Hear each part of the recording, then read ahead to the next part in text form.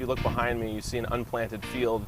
A few years ago, you wouldn't have seen that. Late September, we would pretty much have all of our crop in the ground, but with the warmer weather. The warmer, changing climate is now forcing farmers to make changes themselves. With the summer heat extending into October this year, the folks at Wish Farms in Plant City have had to start planting later in the season.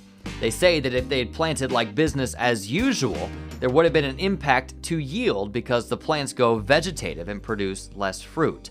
With 2,100 acres of farmland in Florida, Wish Farms has been growing strawberries for nearly a century.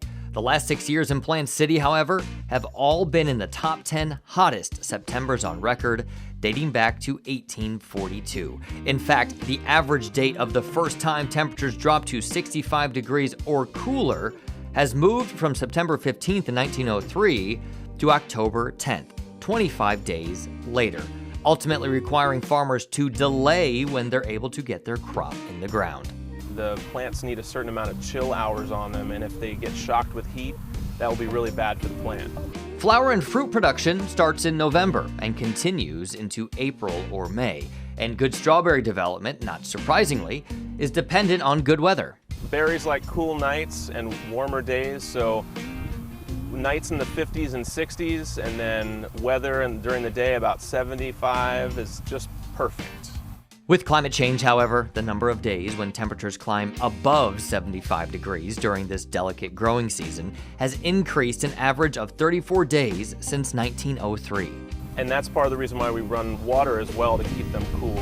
Paying attention to our changing climate has allowed them to adapt their farming practices. It has also allowed for the development of a new berry variety. It has a pink blush when it turns ripe, and it has essences and subtleties of pineapple, pear, and it has a peach-like texture. Essentially, a pink strawberry. It's expected to be in numerous stores like Publix, Target, or Fresh Market this year for the first time. Developed by the University of Florida, the Pinkaboo Pineberry is perhaps an example of how necessity is the mother of invention. This particular variety is really good for Florida, for the climate, and for the weather that we have here. For now. As the climate and weather patterns continue to change, farmers and the agricultural industry as a whole will need to continue to find ways to adapt. Our food supply is important, and we need to have robust farmers being able to supply the food in the nation.